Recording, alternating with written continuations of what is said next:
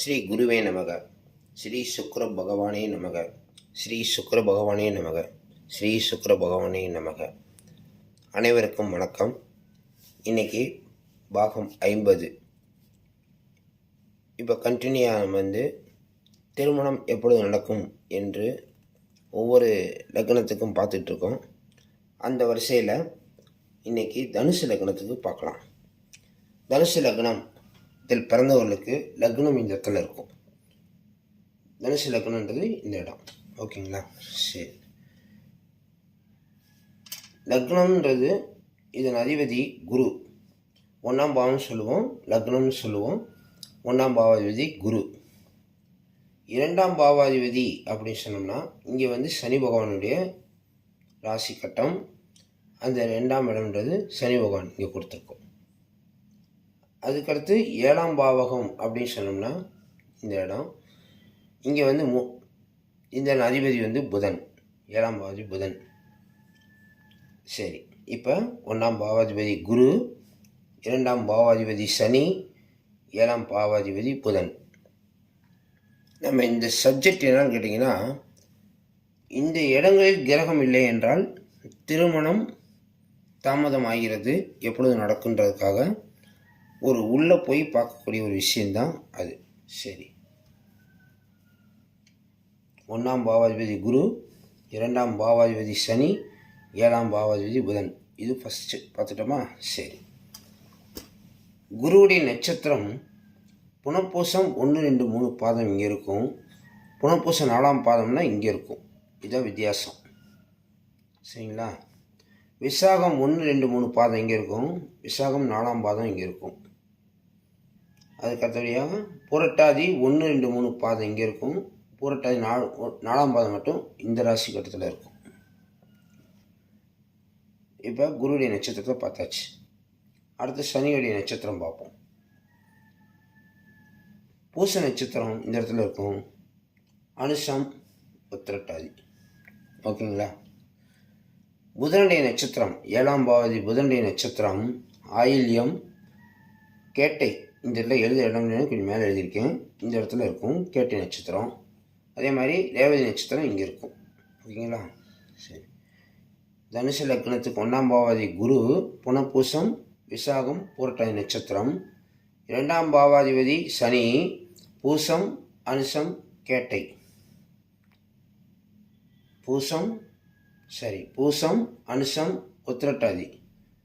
7ஆம் பாவாதிபதி புதன், ஆயில்யம், கேட்டை, ரேவதி.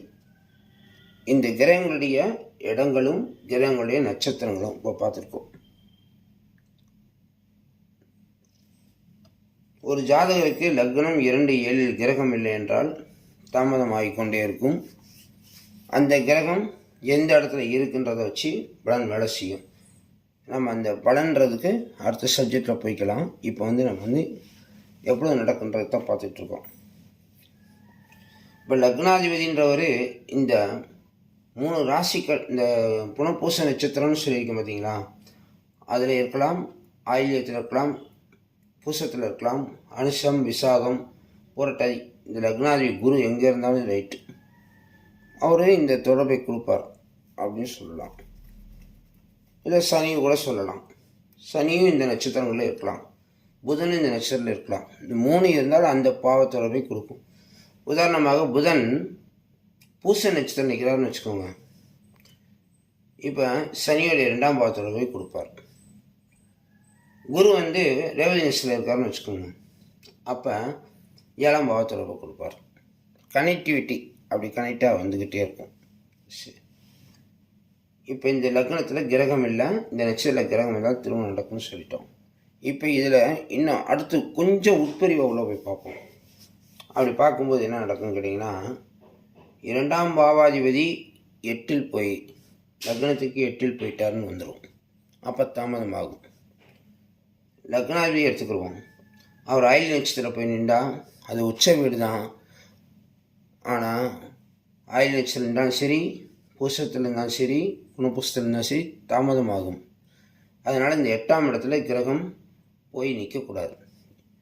லக்னாதிபதின்றவரும் சரி, 2ஆம் பாவாதிபதியும் சரி, 7ஆம் பாவாதிபதியும் சரி இந்த இடத்தில் போய் நின்றால் பாவத்தொடர்பை கொடுக்கும், ஆனால் திருமணம் கொஞ்சம் தாமதமாகும் அப்படின்ற விதி வரும்.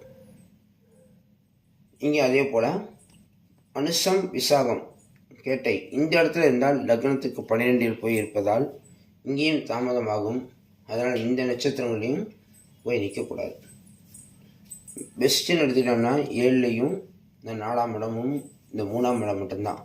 இங்கே பார்த்திங்கன்னா 3ஆம் இடம் வரும், இங்கேருந்து பார்த்தா 4ஆம் இடம் வரும், இங்கேருந்து 7ஆம் இடம். இந்த நட்சத்திரங்களில் மட்டும் இருந்தால் மட்டும்தான் விரைவில் திருமணம் நடக்கும். இந்த இடங்களில் இந்த 2 இடங்களில் இருந்துச்சுன்னா தாமதமாகும். அப்புறம் நம்ம சப்ஜெக்ட் திருமணம் எப்பொழுது நடக்கும்ன்றதுக்கு இந்த 2 இடம் மட்டும்தான், 3 இடம் மட்டும்தான் கொஞ்சம் பெஸ்ட்டான இடம். அந்த நட்சத்திரங்கள் மட்டும் இருந்தால் மட்டும்தான் மிக விரைவாக திருமணம் நடக்கும்.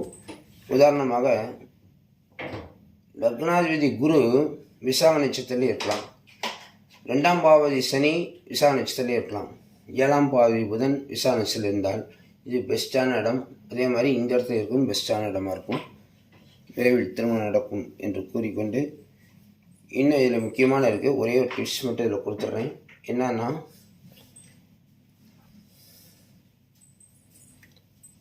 இந்த 7ஆம் பாவாதிபதினு சொல்கிறோம்ல, 7ஆம் பாவதி புதன் எந்த நட்சத்திரம் வேணாலும் இருக்கலாம், இந்த நான் சொன்ன நட்சத்திரங்கள் இருக்கலாம், ஆனால் அவருக்கு காதல் வரும். இதுதான் முக்கியமான விஷயமே. இந்த நட்சத்திரம் நிற்கிறது மட்டும் பெருசு இல்லை, அவங்களுக்கு காதல் வரும். ஜென்ம நட்சத்திரம் இந்த நட்சத்திரம் பிறந்திருந்தவங்களுக்கு காதல் வரும். ஆயில்யம் கேட்டை ரேவதி நட்சத்திரத்தில் ஒரு கிரகம் இருந்து அது ஜென்ம நட்சத்திரம் மாறினால், உதாரணமாக ஒன்று சொல்லிடலாம், செவ்வாய் இந்த நட்சத்திரங்கள் இருக்காருன்னு வச்சுக்கோங்க.